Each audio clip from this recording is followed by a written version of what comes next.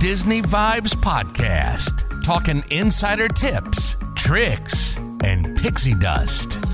For the most magical place on Earth, here's Andrew and Heather. Welcome to episode 35 of the Disney Vibes Podcast. Happy New Year. Happy New Year. 2023. That's it. It's going to be a good year. It's Michael Jordan's number. All right, there you go. Disney Vibes brought to you by Magical Destinations Travel. You like us, our content, our show. Show your support by booking your next Disney World, Disneyland, Disney cruise. We've done a lot of those lately. ABD, Adventures by Disney, Universal, other cruise lines. BookMDTravel.com. It costs you nothing. I think everybody has the itch to go on a trip. I 110% agree with that. I think everybody's kind of feeling like, I don't want to not dishearten, I want to recognize the obviously what we've all gone through. And I'm not trying to say it was not massive. Obviously, it was a global pandemic. But I think everybody, if they have not been able to go on a trip, I think the itch is strong. Well, the itch is strong. Force. Well, exactly. And I think it's because also it's the start of a new year and people want things to look forward to. And just with the amount of traffic we've been getting, that's the trend I'm seeing. And then also, too, with the fact that I would like to have something to look forward to. We do have something to look forward to, so anyways. That's it. Yeah, and the hustle and bustle, and that's why we weren't on recently. But we're back, and we need you to subscribe on YouTube, and then we can go live automatically, and we'll get on a regular routine as far as it's early, so we'll get back to the night. We know no one's going to watch us early in the morning, and that's fine. But as parents and crazy people that we both are, it works with our schedule. So as long as you subscribe on the YouTube channel, okay, and hit the likes and leave those 5-star reviews on Apple Podcasts and Google, we greatly appreciate it. Download the Disney Vibes Podcast wherever you get your podcasts from. As always, we do appreciate your support. Okay, we are the owners of Magical Destinations Travel, and we have a ton of agents. That's good. We'll talk about that, too. We are going to be adding to our staff because it just brings people joy. Planning trips for others, let's be honest. It does. A lot of people have. What happens is that you're the Disney enthusiast, and all your friends know, and then all your friends want to be like, hey, can you help me plan a trip? And 100%, absolutely, they want to. But you know what? Here's the thought, or here's the question. How about you do that, and then also get paid to do so? Yeah, again, you can take it as far as you want. You can make what you want out of it. Your own. So if you want to book 5 trips a year, you book 5 trips a year, or which not. If you really get into it, some people make this full time, stay-at-home moms, side hustles, whatever it may be. You can always reach out to us as well and let us know on any of our socials, or email us or call us, whatever works for you. All right, you got a joke for me? Oh, my. Yes, I do. You were ready? You're not ready? Well, the phone. Okay, my lock screen. It's unlocked now. Okay. Is BB hungry?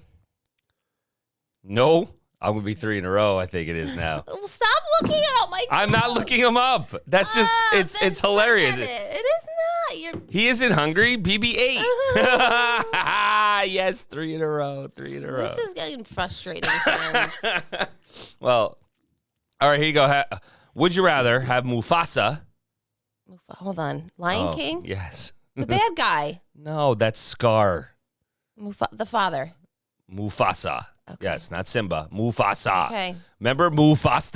Yes. Okay. Would you rather have Mufasa show you the Pride Lands? Oh, okay.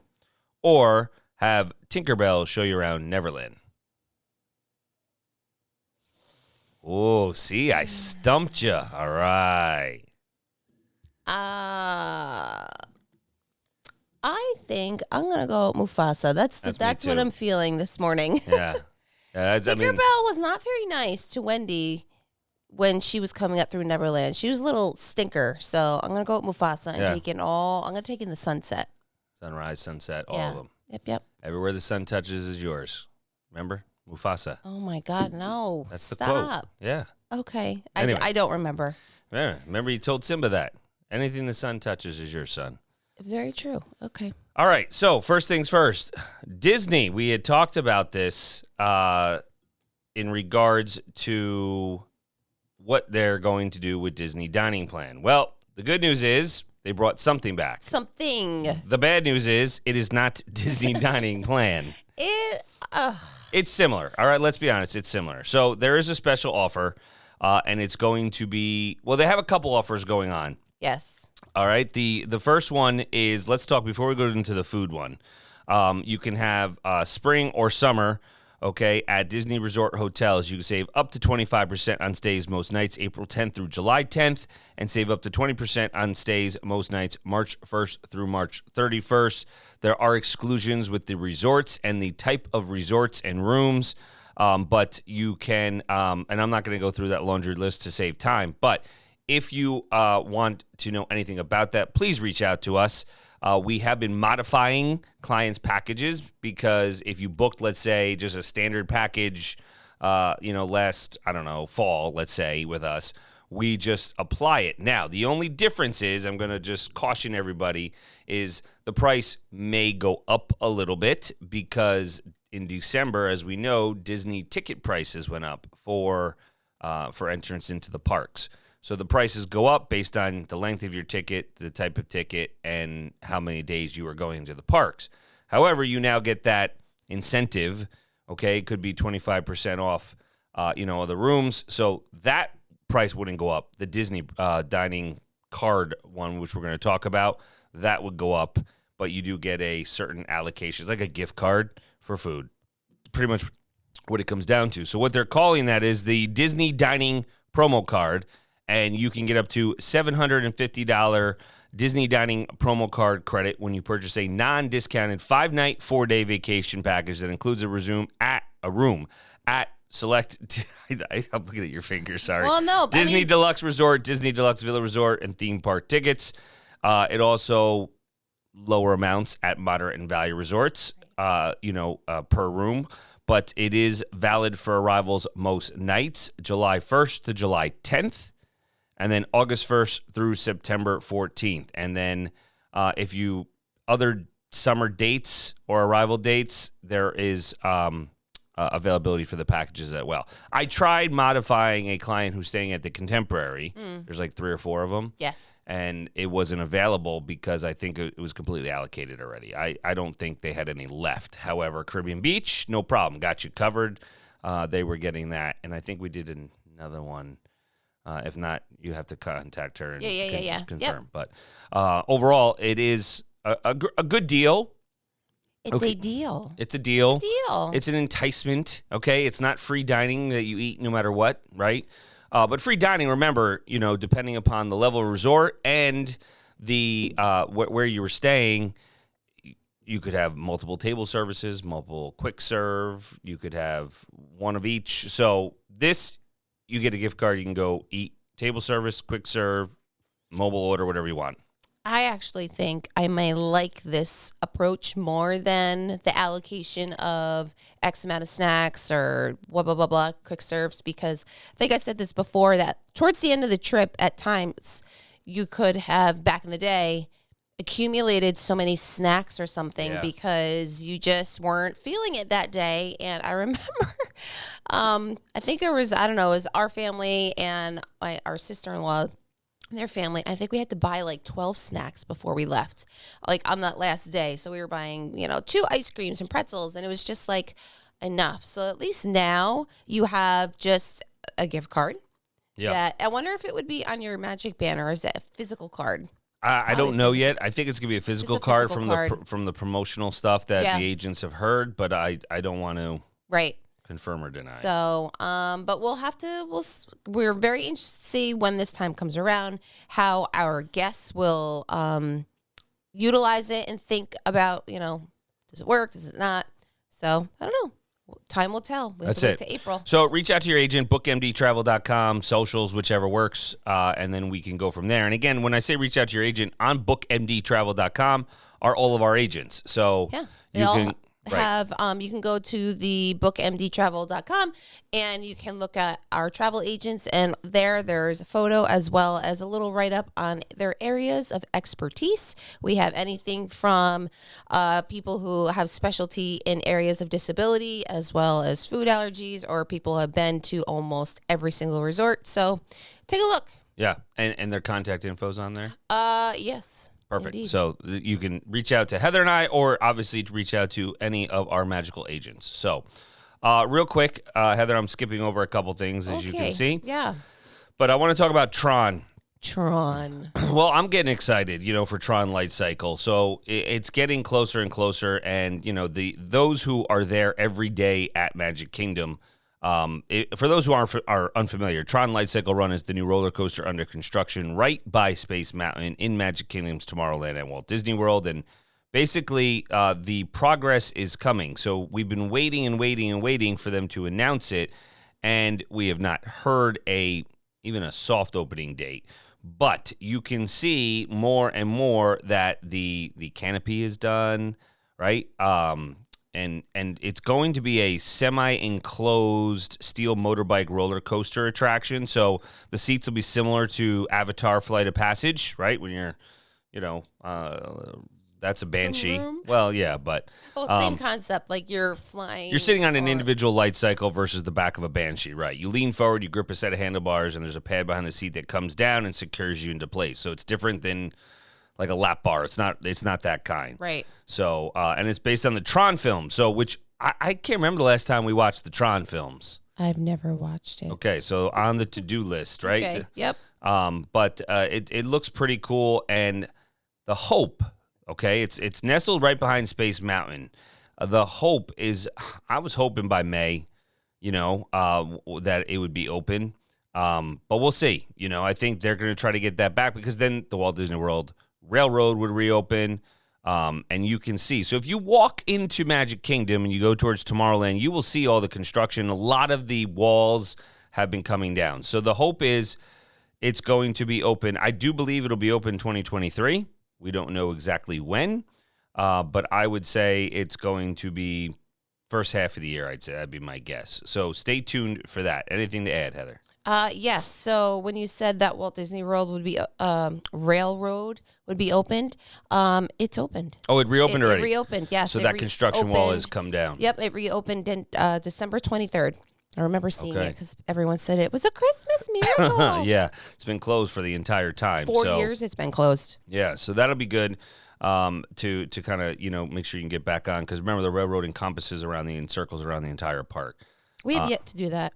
We went on it years ago. I don't remember. At least 4 years ago, obviously. Yes, right? Very true. So, all right, moving right along. I want to talk about where did I put it? Oh, where did it go? Oh, my. I'm rubbing off on you. You are. Oh, my goodness gracious. Let's talk first off, I want to talk about Fantasmic. Fantasmic. Fantasmic Sure. came back, and this is why I'm talking about this, because we're going to lead into a one-day plan at Hollywood Studios. Got it. So the viewing guide for Fantasmic at Walt Disney World. Fantasmic took a while to come back versus Epcot and Magic Kingdom's fireworks, okay? So if you're unfamiliar, Fantasmic is the nighttime spectacular performed nightly in the Hollywood Hills Amphitheater at Hollywood Studio. It's also shown, and we went to this one too, along the Rivers of America at Disneyland. They're very similar, but they are different. You should see them both. So Fantasmic includes pyro among its elements. It's not your conventional fireworks show like Epcot has right now and Magic Kingdom. It's more of a stage show at night and on an epic scale, so to speak. So it's an extravaganza. It's got all kinds of projections and lasers and fireworks and this and that. But anyways, the big thing, the premise of Fantasmic is Mickey Mouse is fast asleep, dreaming of being the sorcerer's apprentice, which we all love, with the power to control water, color, and magic. This sets the stage for a series of scenes from all kinds of films, some which Mickey Mouse appears inside, including Moana, Frozen 2, Mulan, Aladdin, Pocahontas, Beauty and the Beast, Little Mermaid, and The Lion King. So then it takes a dark turn, but as you go through your characters, that's pretty much what Fantasmic is all about. So they used to have a Fantasmic dining package. So there are many different things. You can go to the Brown Derby, Mama Melrose. Those were all the dining package where you get a reserved seat and you have your meal, right? So 50's Primetime Cafe, Sci-Fi, it's just an option that you can have that they're offering at Epcot too with certain ones. If you do want to do the Fantasmic dining package, our recommendation would be Sci-Fi Dine-In Theater over Primetime. Just because, I mean, you can't go wrong with either, but, you know, both are themed very well at Walt Disney World, and they're worth the experience at least once. Our kids love Sci-Fi Dine-In Theater. I love Sci-Fi Dining Theater. No, it was very cool ambiance, and I think that definitely holds the attention of everyone of all ages, too. Yeah. It's kind of like misdirection. You're sitting in a car, you're right? Sitting in a car, and there's black and white movies on. I think was it the Blob? Is that what it is? Like type things. Well, yeah, it's just those. It's like sci-fi. Yeah, exactly what it is, right? So that's where it got its name. Right. So for Fantasmic, we know a lot of time people have to line up way in advance. Right. Some people will be there 90 minutes in advance. Mm-hmm. If you go 30 to 45, okay, that should be good. There's only one showing of Fantasmic. You're not going to get the best seat, but it's an amphitheater. So you should be able to get a spot that's not too far to the corner in the nosebleeds, to the left or the right, right? Are you talking about when you do a dining experience? Like just when you go in. The dining, you're going to eat at the restaurant, and then they'll give you the ticket to go back to Fantasmic. Right. And you'll get a set seat. Correct. Thank you. Sorry, I skipped over that. And then, after that, if you're not going to do the dining because you want to hit as many rides as possible, then you can, make sure you line, I wouldn't line up an hour and a half. That's a lot of time. Oh, my gosh, especially no. depending upon kids. But 30 to 45 minutes. And there are some times you'd have to just follow along in the app that they do have 2 showings of, Fantasmic. But see the first one. That's just, get it done with, don't go to the later one. But I would definitely say, as long as you go 30 to 45 minutes to check out Fantasmic, you should be pretty well seated in a decent area. Mm-hmm. So, but the best viewing area, so if you think about it, Fantasmic's viewing area is set up like a normal stage show. The action takes place mostly on a stage and in the water in front of the stage. It's an amphitheater. There's benches. Mm-hmm. You want to be centered as much as possible. Maybe near the front, not, all the way in the front, right, but close. Let's say 10 rows, 3 to 10 rows back would be ideal. I don't know. Right? Because the way the projections and everything show, getting in front is going to be your best bet, okay? If you go further back, okay, it's going to be impersonal, I guess, really. Okay.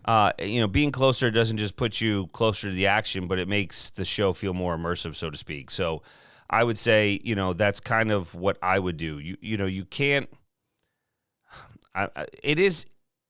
it does not impact the rest of the park. So you're going to be able to watch the show because you're in that amphitheater, like, Epcot and Magic Kingdom. Yeah. You're on Main Street, everything, it's like it shuts down for like 20 minutes. Right. You have a designated space right. that this is happening in. And once you do a Fantasmic once, if you want to go do it again, great. If not, use that time period when that show's on to really hit up some of the rides is what I would say. So, but that's what I would say is, there is standing room as well. If you're going to be standing, don't waste your time. Come back another night. You know what I mean? Like, because it's so crowded. Yeah. Okay. Yeah. I think it holds like close to 10,000 people between standing and seating. I think seating was technically 6,900, 7,000 around there. So it's a lot of people. It is a lot. And again, if people are there that night, this just came back, Fantasmic. So right. It's it's an excellent nighttime spectacular. And it's the perfect way to end a day, really, at Hollywood Studios. And I think it's always at 9:00. And then the park pretty much shuts down, right? Not unless you have the extended hours, but still. Yeah, they don't have extended hours there. Very rarely do they at Hollywood Studios. You're right. It's the main two. But anyways, it's not to be a missed experience, okay? And definitely see all the new sequence and improved effects that they have. So if you want the dining package with the reserved seats, you have those options. Just you can search that when you go to reserve dining, okay? Or, secure a spot via standby. It's definitely worth it. Contact your agent. There you go. That's all. Contact your agent. Say, hey, we're interested in the Fantasmic show while we're there, and we will do some investigating to make sure that we set you up to have the best experience while you're there. Yeah. All right, let's talk a one-day Hollywood Studios plan, which I know seems kind of crazy because of Galaxy's Edge there, right? But let's talk about the, how you can really get the best bang for your buck with dealing with crowd dynamics as well as early entry, standby line for Star Wars, Rise of the Resistance, Genie Plus, all of that. And now that Fantasmic has returned, God bless you. So I did hear that. That's why I said that. No, it was a cough. And you're on camera. Oh, all right. Sorry. So whether it's a Thank you. busy day, you're welcome, and not so busy day, they obviously reimagined Fantasmic. You really need more than one day, so you don't run crazy in Hollywood studios, right? But it can be done. It can be done. It can be done. If it's necessary, it can be done. And we're going into this with the assumption that you're not going to be taking advantage of early entry, okay? And you're not buying line skipping services, so individual lightning lanes. Got it. So you do have that in your back pocket, right? As kind of like you pass go, you got $200. So, but we'll talk another time about early entry at Hollywood Studios and how to attack that with Genie Plus and everything like that. So here's what I would like to say, all right, when we talk about this. If you're going to rope drop, you got to rope drop. Disney Hollywood Studios, you got to arrive to the park 30 minutes before official opening time, right? It's got to be, so buses start to run about 2 hours prior to park opening. So if it's a 9 a.m. park open, which Hollywood Studios typically is 8:30 or 9, buses will run 6:30, 7, okay, get there. And usually you can get into the shops and everything like that right there. But that, so that is the biggest thing. 30 minutes, before official opening time, okay? If you are staying on site and are eligible for early entry, you want to get there at least 45 minutes, before that. So we want to ensure that, you're avoiding those lines and waits as much as possible to try to help you out because, we know that you're going to be behind the crowd if you're staying off-site, right? And you're arriving for official park opening, you're going to be behind all those people. So Toy Story Land and Rise of the Resistance, are bad options for starting the day because that's where most people are going to go. So, all right, so you want to zig when they zag, pretty much. You know what I mean by that, Heather? Just zig, so go the opposite way. Yeah, exactly, right? Yeah, exactly right. You can always count on me to simplify things, friends, just saying. Yeah. So, and the other thing is, at this current time of this recording, Twilight Zone Tower of Terror has been having some issues. One of their elevators shafts is down, so it's operating at half capacity. That's frustrating. So it really increased your average daily wait time. Sure. So, but a lot of people do not prioritize Tower of Terror, except for my wife, for those people as well as on rope drop. So the other thing would be make sure you head to the other end of the park for the Sunset Boulevard attractions. So wait times for Rock and Roller Coaster and Twilight Zone Tower of Terror should be low if you go there right away. Right. Start with Tower of Terror and then go to Rock and Roller Coaster because that goes up very quickly. There was 60 minutes or so for Aerosmith for Rock and Roller Coaster. Easily. What we will say that has a tendency to be functioning and then not functioning. Well, with everything, I mean, but you're right. Besides that is one of the most popular.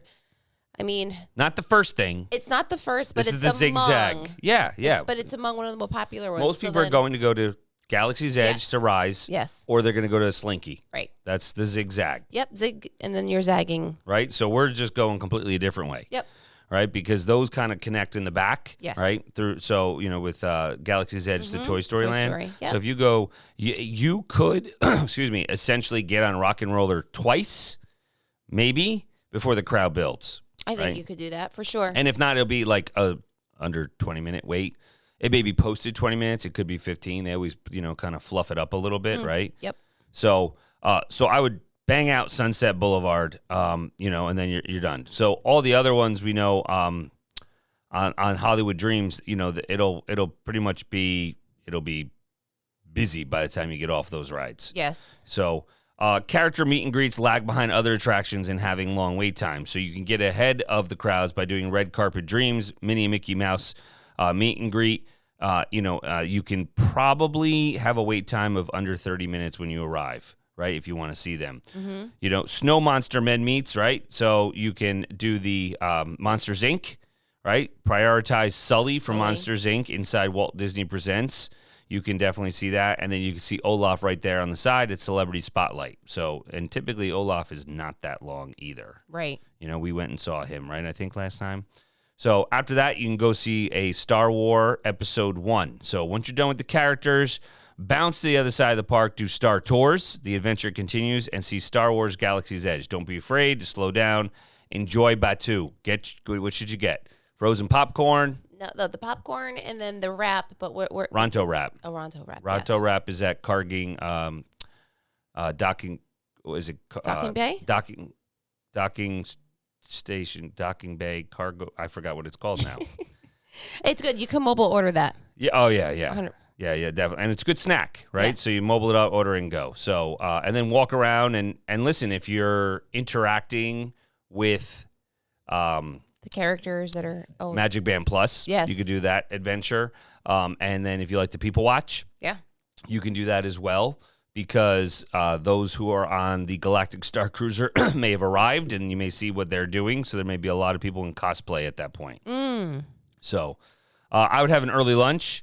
Now, the one thing I would say is you book your advanced dining, reservations for noon at Sci-Fi or whichever, or if it's open, the Backyard Barbecue, the new one in Toy Story. Yes. So, yes. And Hollywood Brown Derby is a great pick as well, So, but after that, you got to remember. So, Hollywood Studios has a bunch of shows we're seeing. So you can see the Frozen sing along. You can see Beauty and the Beast live on stage. Indiana Jones, Epic Stunt Spectacular, and Muppet Vision 3D. I think we hit two of those last time. Yeah, classic ones. Yeah, Muppet Muppets Vision and Frozen. Frozen. Yeah, Yep. We have not done Beauty and the Beast yet. We did, but not recently. Well, right. Not since COVID. Right, and Indiana Jones, we haven't yet either. Right. So, but I think that's something that we'll do on our next time if we can. Yeah. So, again, that's going to, and especially depending upon the time of year, Muppet Vision is inside, Frozen's inside. You can cool down. Cool down. Yep. Right? So you can have those as well. All right? Once you get to there, you can do an early dinner, right? It's Docking Bay 7 Food and Cargo. There you go. All right? So you can have that as a quick option. It's a counter service restaurant. Or you can go to the Trolley Car Cafe, which, for coffee. And we have some recommendations about snacks that we'll talk about. I know Heather just put that on our socials recently.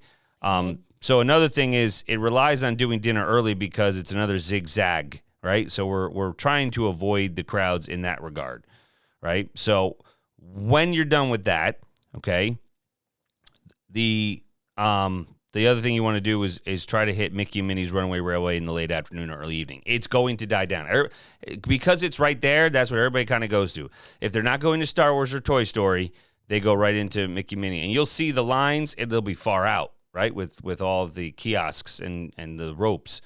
But then you're just going to walk into the theater. My thought process is that's one of the first attractions there, and that's like, oh my God, let's get on it, with the younger kids. And then I remember walking out maybe a little later in the afternoon, exactly like what we're saying, and you could just walk right in. There's no lines. Yeah. So, yes, you just got to be patient. Yeah, you got to do that later in the day. And remember, that opened up, I think, 7 days, maybe less, from when Disney had to shut down because of the pandemic, right? It was like March 4th, 2020 is when that opened. And it's a fun ride. I mean, our kids love it. Yep, I love it. And it's just got the classic characters. So after Mickey and Minnie's Runaway Rail, then Toy Story Land Mania. Let's be honest, that's the most popular part family-wise of Hollywood Studios because it's more popular than the bigger budget Star Wars Galaxy's Edge just because it entices more people. More people know Andy, right? Nothing against Star Wars. We're huge Star Wars fans, but it's just everybody knows the Toy Stories. Everybody knows Woody and Buzz and everything like that. Right. So, right. So that's when you probably want to go eat early dinner, and then you want to try to get into Toy Story Land. So, I would say you're going to want to do both Toy Story Mania and Slinky Dog, right? Those are the main ones. Which one you should really do first depends on when you enter the land. If you arrive before 6 o'clock, do Toy Story Mania first. If it's after 6, do Slinky Dog first. Okay? Don't worry about those posted wait times, so to speak. because they're reactive rather than proactive, meaning Slinky Dog's posted wait time will drop towards the tail end of the dinner lull, right as people are starting to jump back into line, right? And honestly, just skip alien swirling saucers. You don't have to prioritize that. I mean, we've gone on it once or twice. It's It's like the scrambler at your local carnival, right? Just with the saucers. So that's what I would do. If you don't want to eat an early dinner, your option now is to really be quick, right? We don't want to sit at a table service. So this would not be a good idea to do the barbecue, but do Woody's Lunchbox, as well if you want it. Right after you do Slinky, right, which I think is Jameson's favorite, let's be honest. And then Toy Story Mania, which all our kids love, actually. So, and that way the dinner rush kind of subsides a bit there, right? And then after that, you have Fantasmic, right? So Fantasmic is back.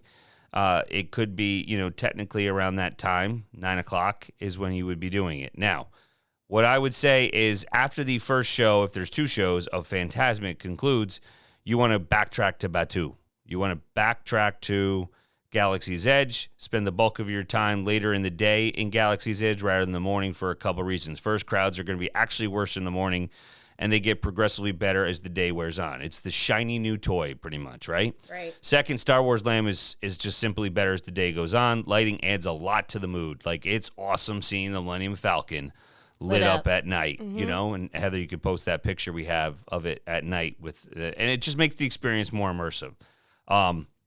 At that point, if time allows, that's when you're going to try to knock out Millennium Falcon Smuggler's Run and Rise of the Resistance via Standby. Now, Falcon Run, how many times did we go on it when it was late at night? It's a walk-on. It's a long walk. It is a long walk, but so we made it from, I think it was like maybe a half hour before the park ended. We ran from I don't know where we were. Rocking Roller Coaster because we had to get on that. Again. And then we ran to the Millennium Falcon, and I think we did the Millennium Falcon twice. Yeah. I think within that half we were hour. Split. We were split.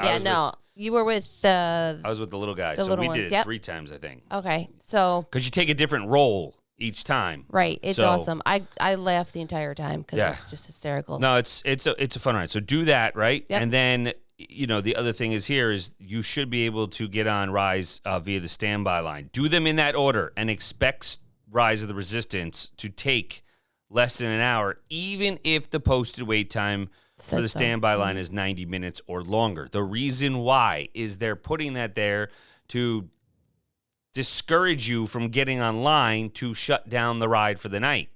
It may not be that long. So that would be, what you should do. Now, barring a breakdown, it's going to take less time than the posted wait time. Rise goes through pretty quickly because there's a lot of cars. Mm-hmm. It's just a lot of, I don't want to say space shuttles, whatever you want to call them. But, The experience is 17 minutes, so we've timed it. Yep. So that would be our suggestion. Now that's for no Genie Plus, and no individual purchases, no lightning lanes. So if you really want to try to save some time, okay, you could just purchase Rise of the Resistance. Mm-hmm. And, I mean, you can purchase Genie Plus too, but I'm saying like on a budget, if you're going to purchase Rise of the Resistance, and then you have to craft your day around that. Right. Otherwise. But that is what I would do. And then after that, you're done. Is Rise the only purchase that you can get there through? Currently. Right. Slinky's not on that anymore. No. Nope. Okay. No. Yep. And Slinky, remember, Toy Story Land's going to be massively busy in the morning because of the little kids. Yep. Later you go in the day. Okay, a lot of people park hop. Mm-hmm. And maybe park hopping to firework ones. So Epcot, I mean, nothing, now Fantasmic's back. It may change, but again, depending upon the time they're closing, Fantasmic, may end, and then, you have another hour or so in the park. Right. So, but that should be a satisfying day at Hollywood Studios. Yeah, and I think pretty so. much hits everything. Everything. So, and you had one table service, lunchtime, and quick at dinner, counter service. Yep. So. All right, any final thoughts? No. That's our one-day plan. Yeah, no. We said we were going to get back to this kind of stuff to kind of give you an idea of how to attack the parks. That would be our suggestion in that order. But again, you got to do what works for you and prioritize what your family wants. But that would just be, if you want to try to get the most out of one day with no extra fees, that would be our recommendation. Exactly. And just also be flexible with knowing how you and your family may be. Yep. So, Heather, you can put that image of the Millennium Falcon at night. Sure, why not? On the socials. Very and cool then show notes, right, under the blog section, right, on the webpage. Okay, so hit them. How do they find all that info? So you need to go visit bookmdtravel.com, and that's where you're going to find all of our agents, all the blog info, and then hit us up on our socials, follow along, like us, Magical Destinations Travel Co. over on Instagram, and then Facebook is Magical Destinations Trav, and Twitter Magical Desk Trav. Right, and YouTube at Disney Vibes. You can find, hit subscribe for the Magical Destinations Travel Company. Okay, hit us up. Let us know what you want as far as plan-wise goes for the next time. We didn't even get to talk about cruises, so we'll put that on the docket for next episode, and we will be back soon. So until then, let the Disney Vibes flow. Find Disney Vibes for all your vacation needs on the web at bookmdtravel.com.